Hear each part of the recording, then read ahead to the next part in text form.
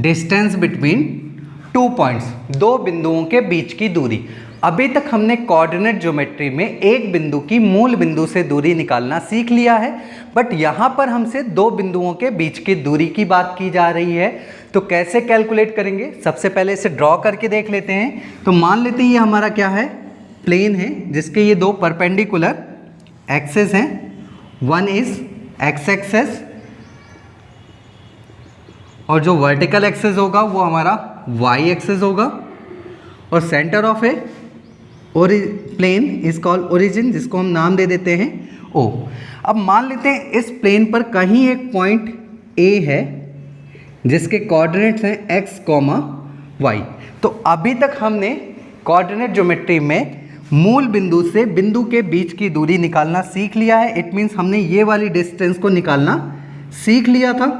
कैसे कैलकुलेट करते थे, सबसे पहले हम क्या देखते थे, उस बिंदु के निर्देशांक क्या है, उसके कोऑर्डिनेट्स क्या हैं। अगर हम पॉइंट ए की बात करें तो पॉइंट ए के जो कोऑर्डिनेट्स हैं वो क्या हैं, x, y। ये x, y कोऑर्डिनेट्स हमें क्या बताते हैं, बिंदु की अक्षों से परपेंडिकुलर डिस्टेंस को बताते हैं कि बिंदु अक्षों से कितनी दूरी पर स्थित है। जो हमारा x कोऑर्डिनेट है वो बताता है कि ये बिंदु y अक्ष से कितनी परपेंडिकुलर डिस्टेंस पर है। इट मीन्स यहाँ से यहाँ तक की जो डिस्टेंस होती है वो क्या होती है, इसके x कोऑर्डिनेट के बराबर होती है, ठीक। और बिंदु की x अक्ष से परपेंडिकुलर की डिस्टेंस को कौन बताता है, इसका y कोऑर्डिनेट। इट मीन्स यहाँ से यहाँ तक की जो डिस्टेंस होगी वो क्या होगी, इसके y कोऑर्डिनेट के बराबर होगी। अगर आप ध्यान से देख रहे होगे तो ये वाली लेंथ इस वाली लेंथ के बराबर होगी, तो हम कह सकते हैं ओरिजिन से इसके फुट ऑफ परपेंडिकुलर के बीच की दूरी भी क्या होगी, इसके x कोऑर्डिनेट के बराबर होगी। तो अगर हम थोड़ी देर के लिए ये लाइन हटा दें तो आप देख पा रहे होगे ये क्या बन गया है, त्रिभुज बन गया है। और त्रिभुज भी कैसा है, एक समकोण त्रिभुज, एक राइट एंगल ट्रायंगल। तो अगर हम राइट एंगल ट्रायंगल की बात करें तो ये हमारा क्या हो गया, आधार हो गया, और ये क्या हो गया, हमारा लंब हो गया। तो ये हमारा क्या होगा, कर्ण होगा। यानी ओरिजिन से बिंदु के बीच की दूरी क्या होगी, हमारी हाइपोटेन्यूस के बराबर होगी। तो बाय पाइथागोरस हम इस लेंथ को बहुत ही आसानी से कैलकुलेट कर सकते हैं। तो हमारा जो कर्ण होता है वो किसके बराबर होता है, आधार का स्क्वायर, इट मीन्स x का स्क्वायर प्लस लंब का square, it means y square. तो हम कह सकते हैं किसी बिंदु की मूल बिंदु से जो बीच की दूरी होती है वो क्या होती है, अंडर रूट में x square plus y square, जहां पर x और y क्या है, बिंदु के निर्देशांक हैं। क्लियर है। बट यहाँ पर हमसे मूल बिंदु से दूरी नहीं पूछी जा रही है बिंदु की, हमसे क्या बोला जा रहा है, दो बिंदुओं के बीच की दूरी ज्ञात कीजिए। तो दो बिंदुओं के बीच की दूरी के लिए हमें सबसे पहले हमारे पास दो बिंदु होने चाहिए। तो मान लेते हैं एक बिंदु कहीं पे यहाँ पे है B, जिसके कोऑर्डिनेट्स हैं x, y। सॉरी, अगर x, y ही मान लेंगे तो क्या हो जाएगा, दोनों बिंदु सेम हो जाएंगे। तो हम मान लेते हैं जो फर्स्ट पॉइंट A है उसके कोऑर्डिनेट्स हैं x1, y1, और जो सेकंड पॉइंट है B उसके कोऑर्डिनेट्स होंगे x2, y2। क्लियर है। अगर हम पॉइंट A की बात करें तो अब डिस्टेंस भी बदल जाएगी। जो ओरिजिन से इसके फुट ऑफ परपेंडिकुलर के बीच की दूरी हो जाएगी वो x1 हो जाएगी, और ओरिजिन से x एक्सिस के बीच की दूरी जो हो जाएगी वो क्या हो जाएगी, y1 हो जाएगी। ठीक इसी प्रकार अगर पॉइंट B की बात करें तो पॉइंट B x अक्ष से कितनी दूरी पर होगा, इसके y कोऑर्डिनेट के बराबर होगा। इट मीन्स यहाँ से यहाँ तक की जो डिस्टेंस हो जाएगी वो क्या हो जाएगी, y2 हो जाएगी। और अगर हम ओरिजिन से बात करें, ओरिजिन से इसके फुट ऑफ परपेंडिकुलर के बीच की दूरी क्या हो जाएगी, इसके x कोऑर्डिनेट के बराबर, जो कि क्या है, x2 है। अगर हम इस डिस्टेंस की बात करें तो आपको पता होगा ओरिजिन से यहाँ के बीच की दूरी कितनी है, x2 है, और इतनी दूरी कितनी है, x1 है। इट मीन्स अगर हम इस पूरी दूरी में से इतनी दूरी सब्ट्रैक्ट कर दें तो ये दूरी निकल आएगी, वो क्या हो जाएगी, x2 माइनस x1 हो जाएगी। क्लियर है। अब ध्यान से देखिएगा, अगर हम पॉइंट A से x अक्ष के समांतर एक लाइन ड्रॉ करें, एक पैरेलल लाइन ड्रॉ करें तो कुछ लाइन ऐसी ड्रॉ होगी और वो लाइन इस लाइन पर क्या होगी, परपेंडिकुलर होगी। तो अगर आप ये फिगर देख पा रहे होगे तो इसके सभी जो एंगल होंगे वो कितने डिग्री के होंगे, 90 डिग्री के। इट मीन्स ये जो फिगर होगा वो कैसा होगा, रेक्टेंगल होगा, और रेक्टेंगल होने के कारण इसके आमने सामने वाली साइड्स क्या होंगी, इक्वल होंगी। इट मीन्स यहाँ से ये वाली जो साइड होगी वो कितनी होगी, इसके y1 के बराबर होगी, है ना, और ये वाली जो साइड है वो इस साइड के बराबर होगी। इट मीन्स ये जो साइड होगी वो क्या होगी, x2 माइनस x1 के बराबर। क्लियर है, ये जो लेंथ होगी वो कितनी होगी, x2 माइनस x1 के बराबर। अगर हमसे ये वाली डिस्टेंस पूछी जाए तो ये डिस्टेंस हम इजीली कैलकुलेट कर सकते हैं। क्यों, क्योंकि हमें पता है ये पूरी लेंथ कितनी है, y2 है, और यहाँ से यहाँ तक की जो लेंथ है वो कितनी है, y1 है। इट मीन्स यहाँ से यहाँ तक की जो डिस्टेंस होगी वो कितनी होगी, y2 माइनस y1। क्लियर है, बट हमसे क्वेश्चन में इन किसी भी दूरी को नहीं पूछा जा रहा है। हमसे क्या पूछा जा रहा है, बिंदु A है और बिंदु B है उसके बीच की दूरी। इट मीन्स हमसे ये वाली डिस्टेंस को क्या किया गया है, पूछा गया है। तो इस डिस्टेंस को हम कैसे कैलकुलेट करेंगे, अगेन वही आप देख रहे होगे, ये कैसा बन गया है फिगर, एक त्रिभुज का बन गया है, और त्रिभुज भी कैसा, एक समकोण त्रिभुज। तो हम कह सकते हैं, अगर इसको हम नाम दे दें C, तो हम कह सकते हैं जो त्रिभुज ACB है वो कैसा है, एक राइट एंगल ट्रायंगल है। अगर ये राइट एंगल ट्रायंगल है तो ये हमारा क्या होगा, बेस होगा। जो हमारा बेस होगा वो क्या होगा, x2 माइनस x1, और ये हमारा क्या होगा, परपेंडिकुलर होगा, और परपेंडिकुलर क्या होगा हमारा, y2 माइनस y1। तो बाय पाइथागोरस से हम AB की लेंथ निकाल सकते हैं, है ना। पाइथागोरस क्या कहता है कि कर्ण बराबर क्या होता है, अंडर रूट में बेस का स्क्वायर प्लस परपेंडिकुलर का स्क्वायर। इट मीन्स हम कह सकते हैं AB, लेंथ ऑफ AB बराबर होगी किसके, अंडर रूट में बेस का स्क्वायर। इट मीन्स क्या होगा, x2 माइनस x1 का होल स्क्वायर प्लस परपेंडिकुलर का square. It means y2 minus y1 का होल स्क्वायर।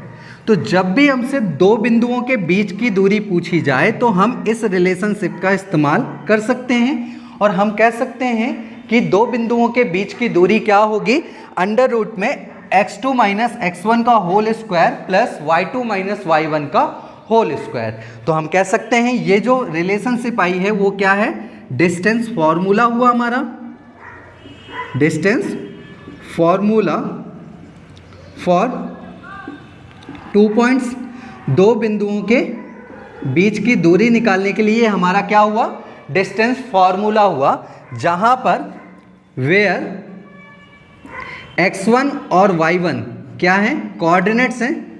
x1 और y1 is a coordinate of A first point, पहले बिंदु के निर्देशांक हैं, और x2, y2 is a another coordinate of second point, दूसरे बिंदु के निर्देशांक हैं। क्लियर है। तो जब भी हमसे दो बिंदुओं के बीच की दूरी ज्ञात करने के लिए कहा जाए तो हम इस रिलेशनशिप का इस्तेमाल कर पाएंगे।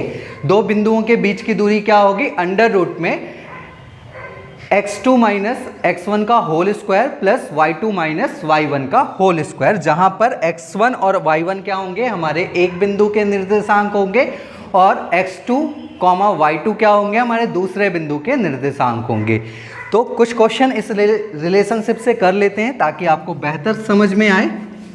इसे रफ कर देते हैं।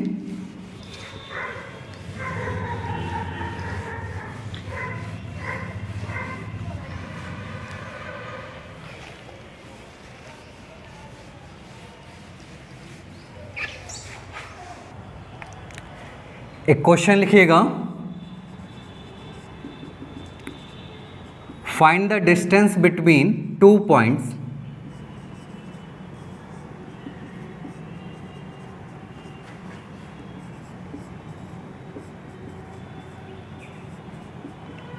which coordinates are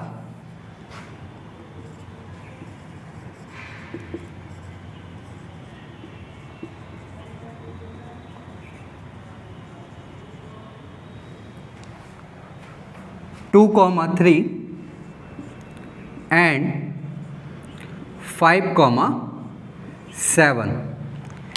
क्या कह रहा है हमसे क्वेश्चन कि दो बिंदुओं के बीच की दूरी ज्ञात कीजिए जिसके निर्देशांक हैं 2,3 और 5,7। तो अभी हमने सीखा है कि दो बिंदुओं के बीच की जो दूरी होती है वो क्या होती है, अंडर रूट में x2 माइनस x1 का whole square plus y2 minus y1 का होल स्क्वायर, जहाँ पर x1 और y1 क्या होते हैं, पहले बिंदु के निर्देशांक, और x2, y2 जो होते हैं वो क्या होते हैं, दूसरे बिंदु के निर्देशांक। तो अगर हम इस क्वेश्चन की बात करें तो इस क्वेश्चन में जो x1 और y1 का मान दिया गया है वो कितना दिया गया है, 2,3 दिया गया है, और x2 और y2 के जो मान दिए गए हैं वो क्या दिए गए हैं, 5,7। तो सिंपली हम इस रिलेशनशिप में इस वैल्यू को पुटअप करेंगे और इजीली आंसर को कैलकुलेट करेंगे। तो x2 कितना है हमारा 5, तो 5 माइनस 2 का होल स्क्वायर प्लस 7 माइनस 3 का होल स्क्वायर, सो 3 का स्क्वायर प्लस 4 का square, it means 9 plus 16 equal to under root में 25, और रूट 25 इज इक्वल टू 5। तो हम कह सकते हैं बिंदु 2,3 और 5,7 के बीच की जो दूरी होगी वो क्या होगी, 5 यूनिट होगी। क्लियर है। तो जब भी हमारे क्वेश्चन में दो बिंदुओं के बीच की दूरी पूछा जाए तो हम बहुत ही आसानी से इस रिलेशनशिप का इस्तेमाल करके आंसर को कैलकुलेट कर सकते हैं। एक और क्वेश्चन करते हैं जिसके पॉइंट्स हैं 4,-7 और -1,5। अभी भी हमारा क्वेश्चन वही है कि दो बिंदुओं के बीच की दूरी ज्ञात कीजिए जिसके निर्देशांक हैं 4,-7 और -1,5, जहाँ पर x1 और y1 कितना हो जाएगा इस बार 4,-7, और x2 और y2 कितना हो जाएगा -1,5। बस अंतर क्या है इन कोऑर्डिनेट में, अब हमारे पास नेगेटिव कोऑर्डिनेट भी हैं। इट मीन्स जब हम इन्हें कैलकुलेट करेंगे तो इनके साइन का भी ध्यान रखेंगे। तो x2 कितना है हमारा -1, तो -1,-4 का होल स्क्वायर प्लस 5 -7 का whole square. So in this case -1 -4 equal to -5 का होल स्क्वायर प्लस 5 -7, तो ये क्या हो जाएगा, प्लस हो जाएगा। तो हम कह सकते हैं ये किसका होगा, 12 का होल स्क्वायर। 5 का स्क्वायर कितना होता है 25 एंड 12 का 144, समअप करेंगे तो कितना हो जाएगा 169। 169 किसका होता है 13 का। तो हम कह सकते हैं बिंदु 4,-7 और बिंदु 1,5 के जो बीच की दूरी होगी वो कितनी होगी 13 यूनिट होगी। तो जब भी हमारे क्वेश्चन में दो बिंदुओं के बीच की दूरी पूछा जाए तो हम इस रिलेशनशिप का इस्तेमाल करके बहुत ही आसानी से आंसर को कैलकुलेट कर सकते हैं।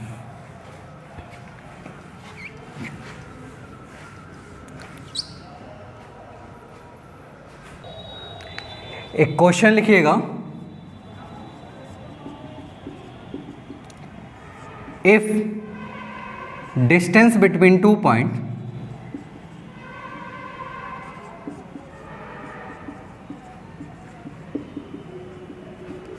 is 13 unit,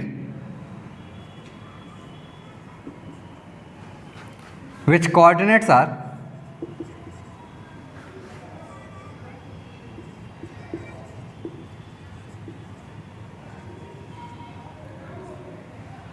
4,8 and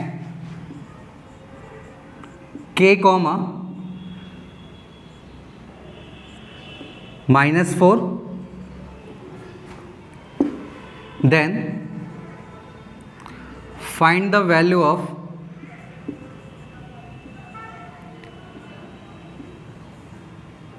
k।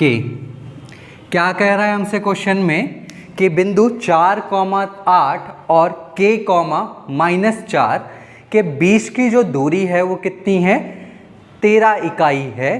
तो k का मान ज्ञात कीजिए। तो इट मीन्स आपको क्वेश्चन में क्या दिया गया है, डिस्टेंस बिटवीन 2 पॉइंट्स आपको गिवन है।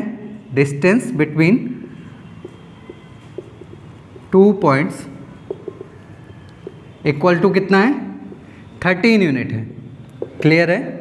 और आपको पता है डिस्टेंस बिटवीन 2 यूनिट्स क्या होता है, अंडर रूट में x2 माइनस x1 का whole square plus y2 minus y1 का होल स्क्वायर, जो कि दिया गया है कितना, 13 यूनिट। हमारे क्वेश्चन में जो x1 और y1 है उसके मान क्या है, 4,8, और x2 और y2 के मान क्या है, k, -4। तो अगर हम इस रिलेशनशिप में इसकी वैल्यू पुटअप करें तो हम कह सकते हैं k -4 का होल स्क्वायर प्लस -4 -8 का होल स्क्वायर इक्वल टू होगा 13 के। अगर हम दोनों तरफ क्या करें, स्क्वायर अप करें तो रूट हट जाएगा। तो हम कह सकते हैं k -4 का होल स्क्वायर प्लस -12 का होल स्क्वायर इक्वल टू 13 का स्क्वायर। इसको उधर ले जाते हैं तो क्या हो जाएगा, k -4 का होल स्क्वायर बराबर हो जाएगा 169। 13 का स्क्वायर कितना होता है, 169, और ये उधर जाएगा तो निगेटिव में हो जाएगा 12 का स्क्वायर 144। तो हम कह सकते हैं k -4 का होल स्क्वायर बराबर हो जाएगा किसके, 25 के। अगर हम दोनों तरफ रूट लगा दें तो इसका स्क्वायर हट जाएगा, क्योंकि रूट के अंदर जो भी चीज़ें 2 बार होती हैं वो बाहर निकल आती हैं। तो हम कह सकते हैं k -4 इक्वल हो जाएगा ±5 के, है ना। जब भी रूट हटेगा तो क्या लग जाएगा, प्लस माइनस, है ना। और 25 का कितना होता है, 5 होता है। तो अगर हम k के इसे 5 पॉजिटिव लेते हैं तो k का मान क्या आएगा, k = 9 आएगा। और जब हम नेगेटिव ले रहे होंगे तो k = क्या आएगा, -1 आएगा। तो हम कह सकते हैं यहाँ पे k के 2 मान संभव होंगे, जो कि क्या होगा, 5 और -1। इट मीन्स जो हमारे सेकंड पॉइंट के कोऑर्डिनेट होंगे वो क्या क्या हो सकते हैं, 5, -4 या -1, -4। इट मीन्स एक पॉइंट तो हमारा कहाँ पे लाई कर रहा होगा, 4th क्वाड्रेंट पर, और एक दूसरा पॉइंट होगा जो कहाँ पे लाई कर रहा होगा, 3rd क्वाड्रेंट पर, क्योंकि 3rd क्वाड्रेंट पर क्या होते हैं, बोथ कोऑर्डिनेट आर नेगेटिव, है ना। तो हम कह सकते हैं बिंदु 4,8 से 13 दूरी पर स्थित 2 ऐसे पॉइंट्स होंगे जिनके बीच की दूरी कितनी होगी, 13 दूरी होगी, 13 यूनिट होगी, और जिसके कोऑर्डिनेट्स होंगे या तो 5, -4 होगा और या तो -1, 4 होगा। तो जब भी हमारे पास दूरी होगी तो हम इस रिलेशनशिप का भी इस्तेमाल करके क्वेश्चन को बहुत ही आसानी से कैलकुलेट कर सकते हैं। एक और क्वेश्चन करते हैं।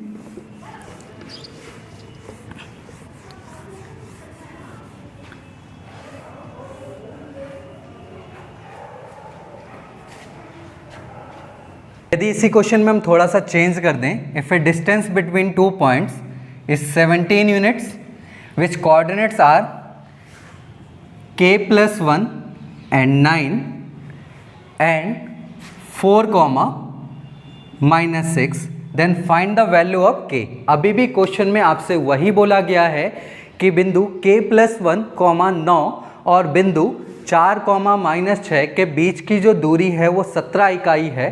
तो k का मान ज्ञात कीजिए। तो कैसे कैलकुलेट करेंगे, हमें क्या गिवन है, डिस्टेंस बिटवीन 2 पॉइंट्स, हम वहीं से शुरू करेंगे। डिस्टेंस बिटवीन 2 पॉइंट्स हमें गिवन है कितना है, 17 यूनिट्स है। और हमें पता है डिस्टेंस बिटवीन 2 पॉइंट्स क्या होता है, x2 माइनस x1 का whole square plus y2 minus y1 का होल स्क्वायर, जो कि दिया गया है कितना, 17 इकाई। तो अगर हम बात करें तो इस केस में हमारा x1 और y1 कितना है, k + 1 और 9, और x2 और y2 कितना है, 4, -6। बट जब भी आपको वेरिएबल वाले क्वेश्चन मिले, जैसे यहाँ पे क्या है, एक पॉइंट क्या है हमारा k+1 है, तो ऐसे क्वेश्चन में आप प्रेफर करिए कि इस पॉइंट को आप x2, y2 मानिए, इसे सेकंड कोऑर्डिनेट मानिए, और इस तरह जिसमें आपका दोनों ही नंबर के फॉर्म में है उसे x1, y1 मानिए। आपका आंसर में कोई भी फर्क नहीं आएगा, बस आपकी कैलकुलेशन थोड़ा सा क्या हो जाएगी इस केस में, आसान हो जाएगी, क्योंकि आप देख रहे होगे अपने फॉर्मूले में जो x1 और y1 है वो ऑलवेज आप क्या कर रहे हो, सबट्रैक्ट कर रहे हो। तो जब भी आपको ऐसे फॉर्म में मिलते हैं तो उनको सिंबल चेंज करने में आपको हो सकता है प्रॉब्लम जाए, तो बेहतर होता है कि हम उनको x2, y2 माने और इन्हें x1, y1 माने। तो अब वैल्यू पुटअप करेंगे, आंसर में कोई भी फर्क नहीं आएगा आपका, है ना। तो अगर हम वैल्यू पुटअप करें तो हम कह सकते हैं k+1 - 4 का होल स्क्वायर प्लस -6 - 9 का होल स्क्वायर बराबर दिया है किसके, 17 के।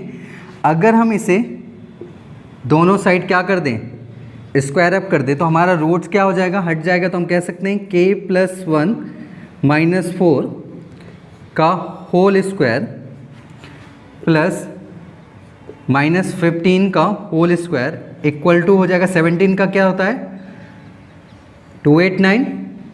क्लियर है। इसको हम यहीं रहने देते हैं, इसको हम उधर ले जाते हैं। तो अगर हम इसको सॉल्व कर रहे होंगे तो क्या आएगा, k-3 का होल स्क्वायर इक्वल होगा, अगर हम 289 में माइनस कर दें 225 का, तो क्या हो जाएगा, हम कह सकते हैं k-3 का होल स्क्वायर बराबर हो जाएगा किसके, 64 के।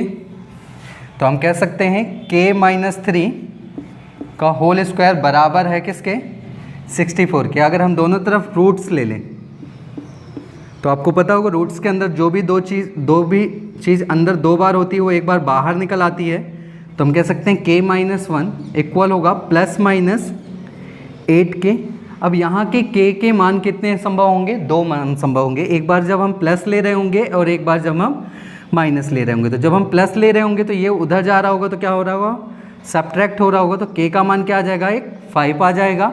और जब हम यहाँ माइनस लेंगे तो ये वहाँ जाके क्या हो जाएगा, माइनस माइनस क्या हो जाएंगे, जुड़ जाएंगे। तो हम कह सकते हैं एक मान क्या हो जाएगा, -11।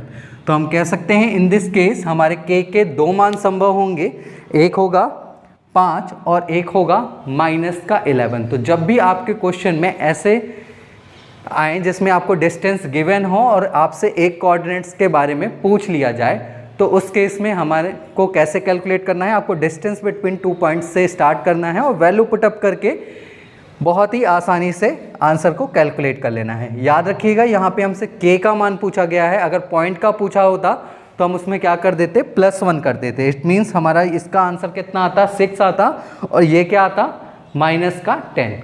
क्लियर है। चलिए रफ कर देते हैं इसे।